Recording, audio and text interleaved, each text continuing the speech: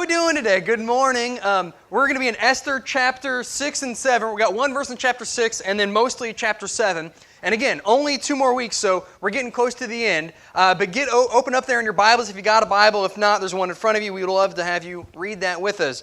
So here's what's going on. There are going to be people begging today. Now, anybody been to a big city and seen real-life beggars on the street, right? Hey, I need money for such and such. And so I know I did something similar last week, but I just like to find funny pictures of people doing these kinds of things. So here are some funny begging, some of the signs you get, some of the panhandlers.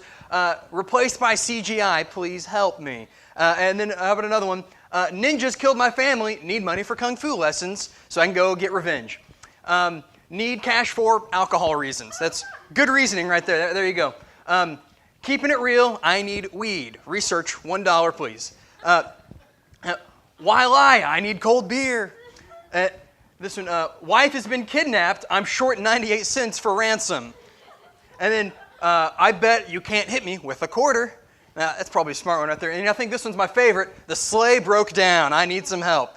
Now, those are some clever ways to beg for money, right? I mean, hey, I need money. Will you please give me some money?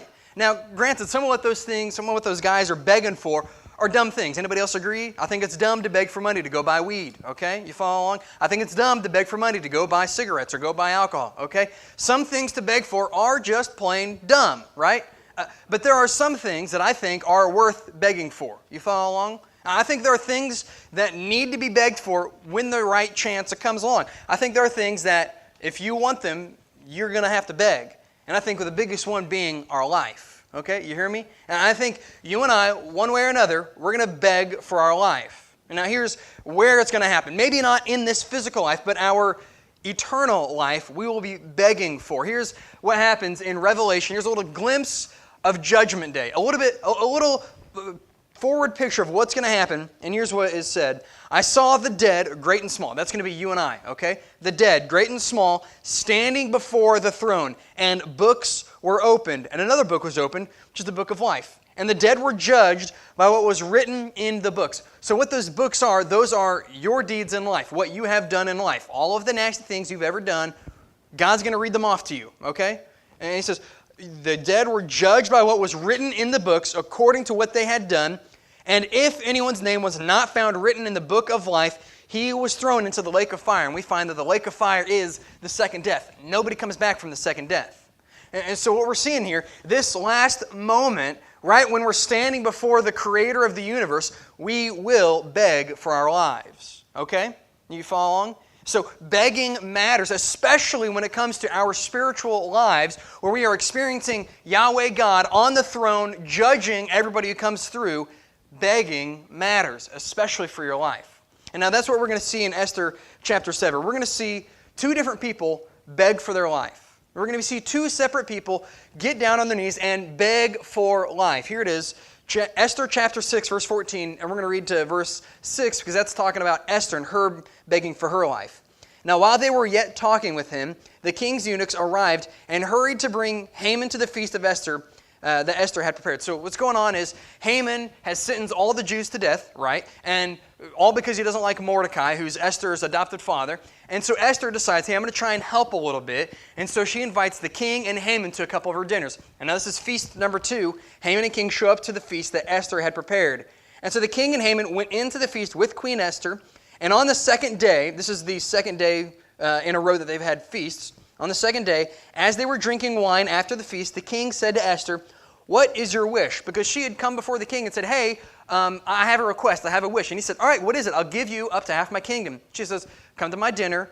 And then she goes to the dinner, and he says, hey, what is your request? What would you like? And she says, why don't you come to my dinner tomorrow? Now it comes time again. Third time, the king asks, what is your wish, Queen Esther? It shall be granted to you. What is your request? Even to half of my kingdom, it shall be fulfilled. And what does Esther do? She begs for her life. And then Queen Esther answered, if I have found favor in your sight, O king, and if it please the king, let my people be granted me for my wish, and my people for my request. We have been sold, I and my people, to be destroyed, to be killed, and to be annihilated. If we had been sold merely as slaves, men and women, I would have been silent, for our affliction is not to be compared with the loss of the king. And then King Ahasuerus, King Xerxes, said to Queen Esther, "Who is he? Where is he who has dared to do this?" And Esther said, "A foe and an enemy, this wicked Haman."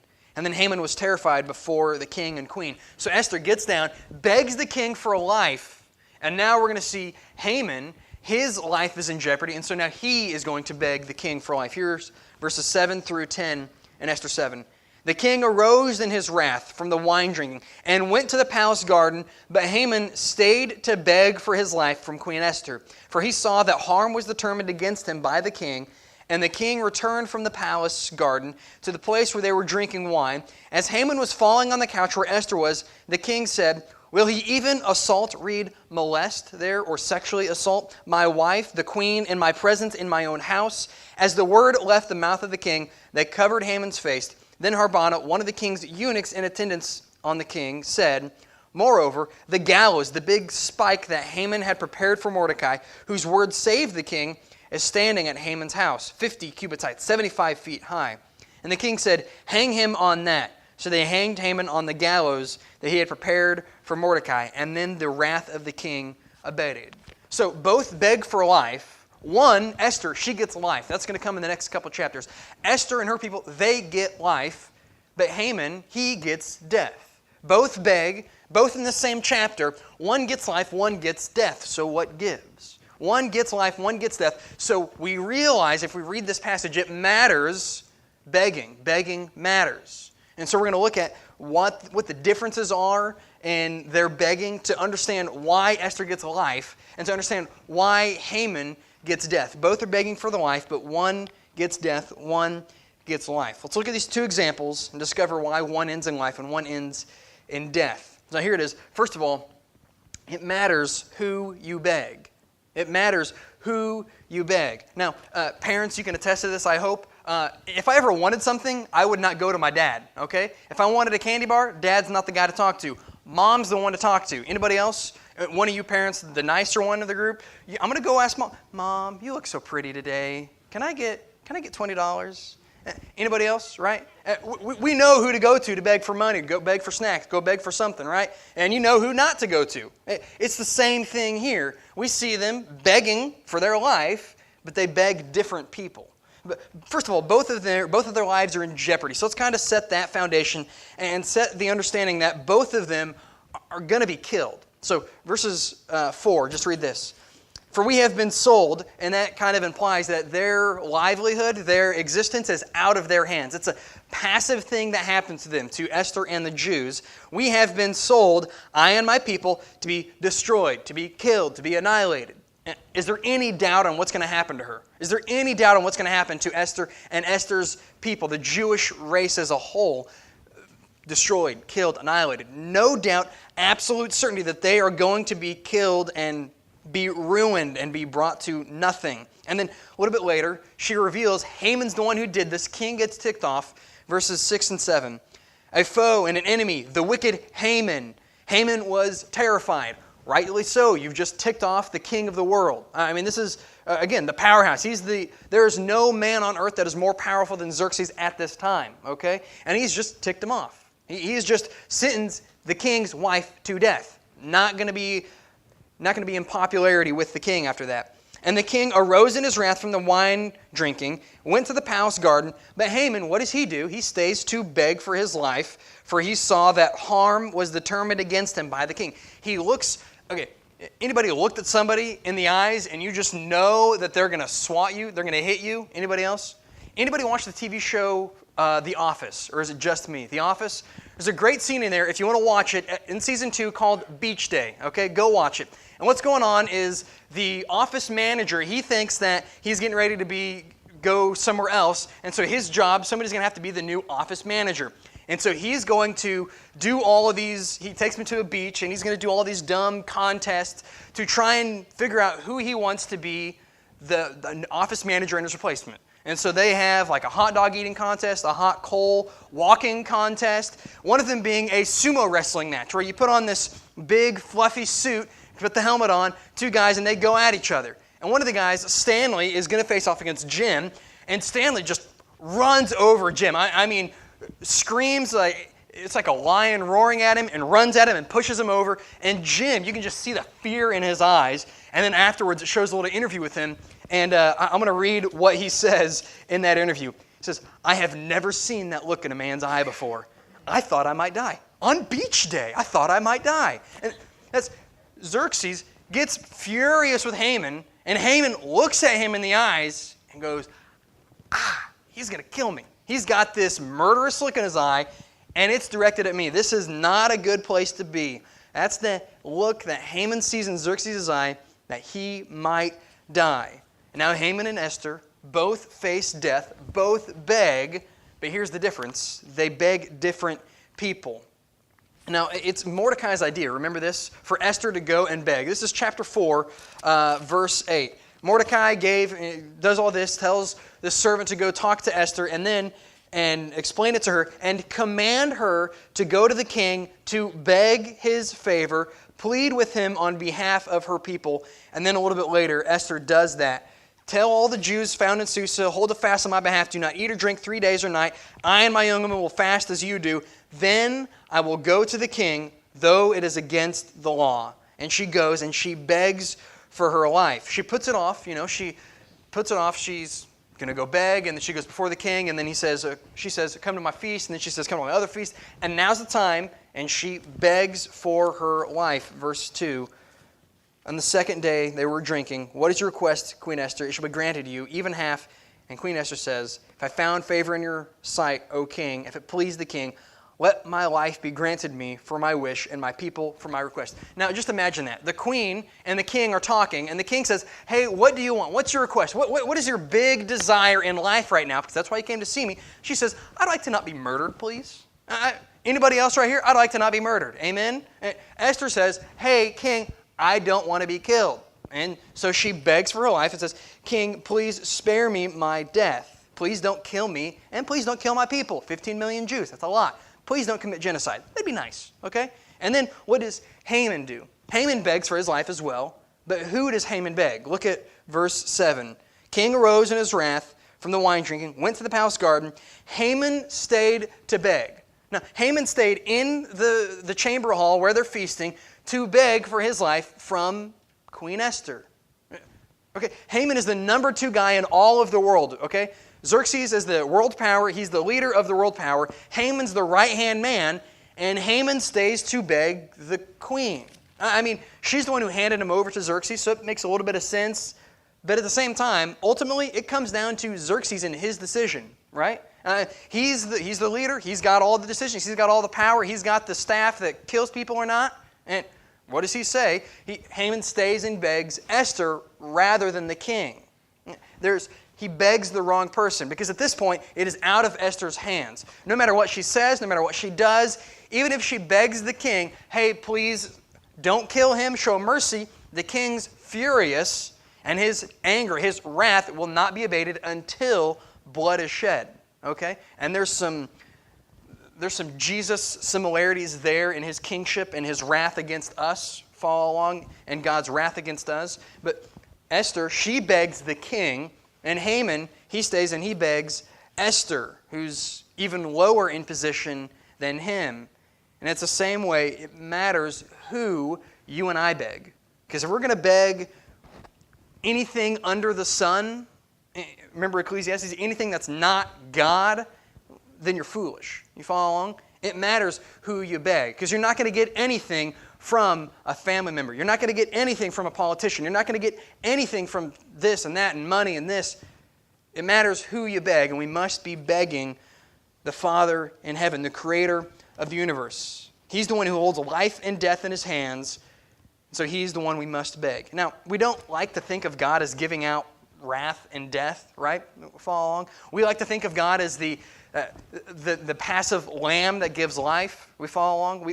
I like that. Jesus gives me life. God loves me, all hunky-dory, fluffy, fluttery inside, right?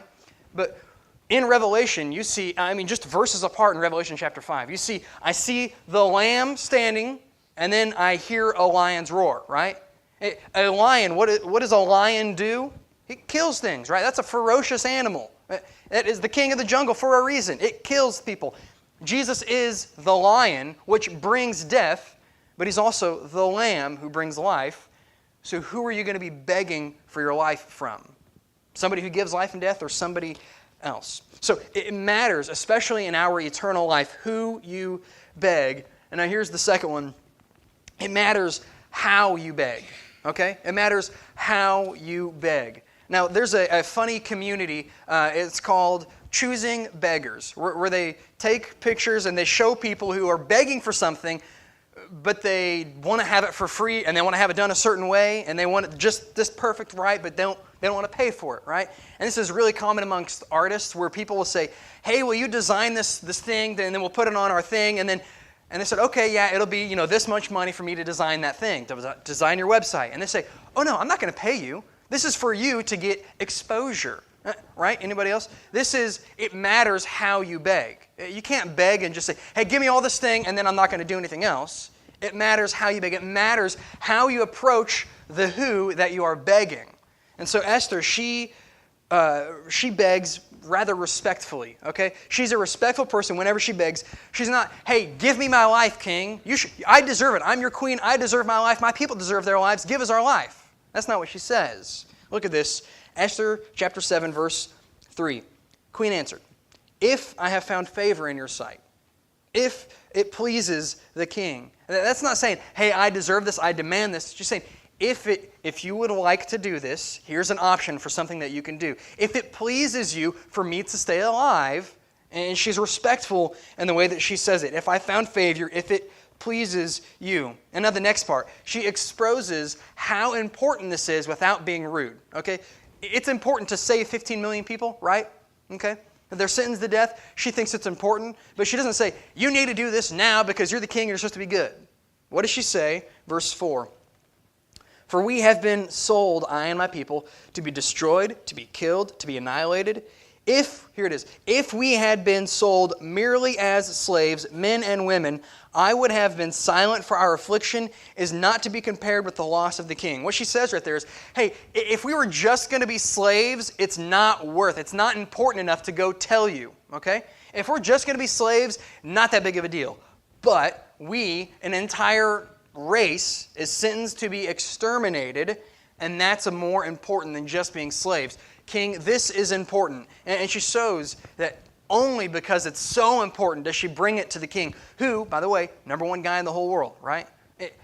He's the most important guy in the world, and so she only brings him the most important things, not any of the mundane things, any of the tiny things, only the most important, the fact that her and her people have been sentenced to destruction. She respects the king and points out that he's the only one who can help. And then, after that, she's humble about it. Because she's not saying, hey, save me because I want to live and I want to be able to be powerful. That's not what she says.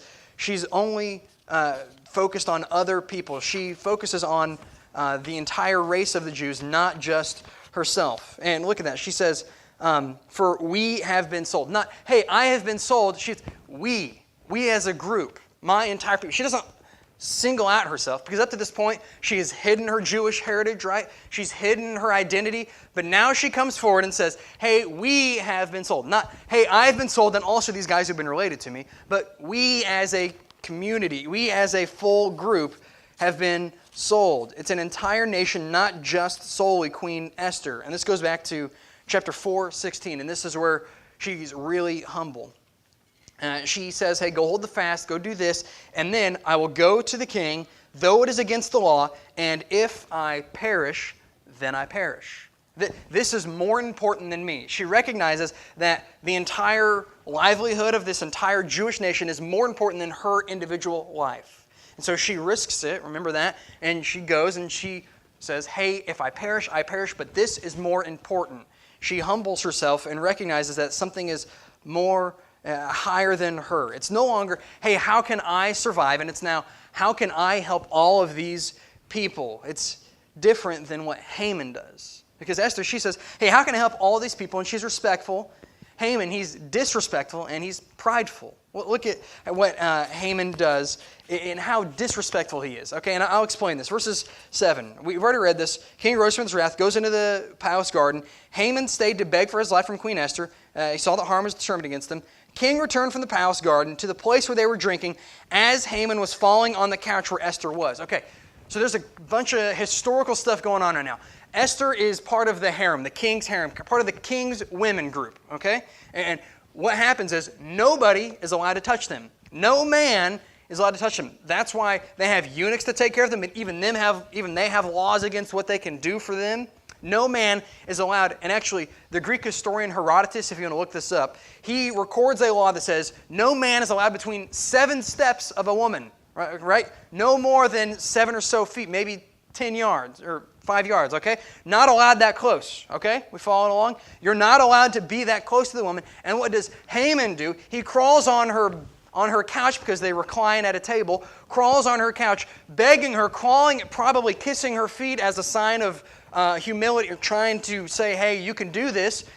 And he disrespects all of the laws and all of, that is the king's woman, and you're not supposed to touch her. Oh, anybody junior high dances way back when, and you say, you got to dance a Bible width apart. Have you heard that before? Or stand or sit a Bible width apart so you're not touching? That's the law. You got to stay apart. You're not allowed to touch her. And what does he do is he touches her. He grabs her. He says, hey, help me, help me, help me. And he's grabbing onto her. And the king, he sees this and he perceives it as sexual assault on his wife because nobody's allowed to touch the queen except for the king.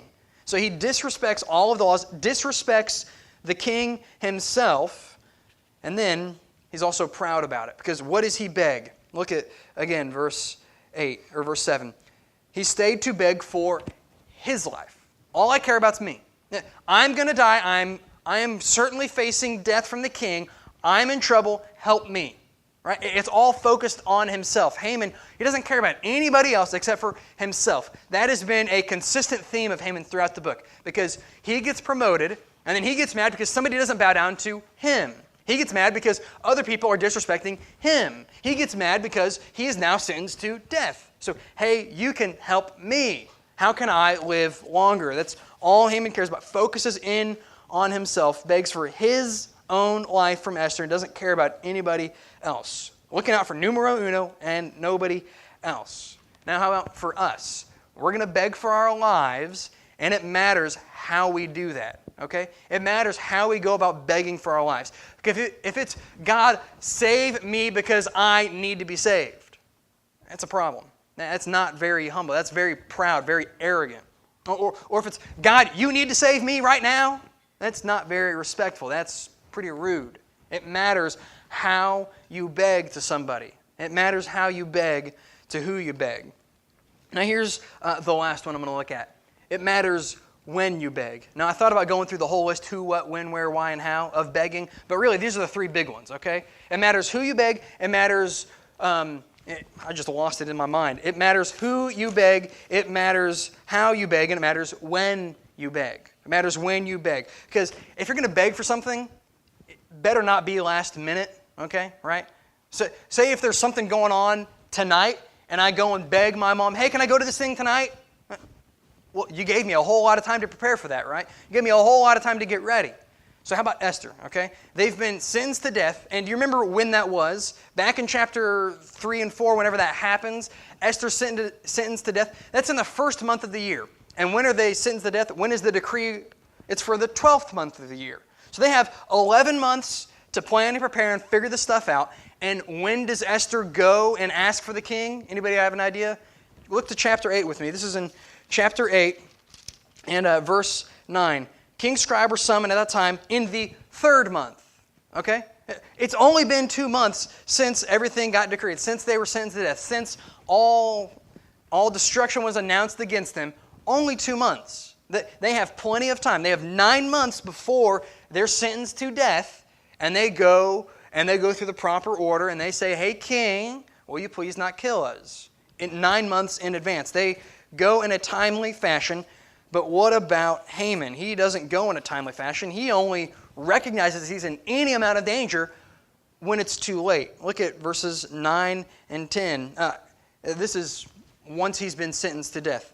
Harbana, one of the eunuchs in attendance. I'm going to go back and read verse 8 because it gives us when he's really sentenced to death.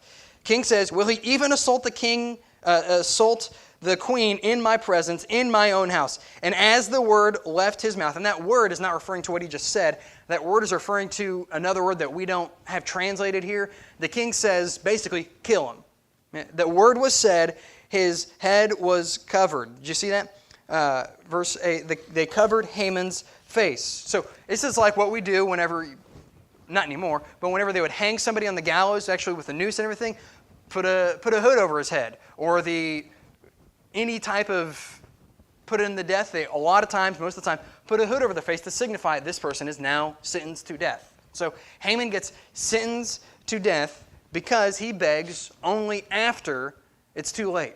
He shouldn't have done that thing way back when in sentencing them to death. And now that it all has come out, everything's been unraveled, he realizes that he's in trouble and he begs only after it's too late. And verses 9 and 10 now show us that.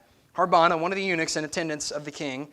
Moreover, the gallows that Haman has prepared for Mordecai, whose word saved the king. Because the king just now remembered that Mordecai saved his life and then honored Mordecai.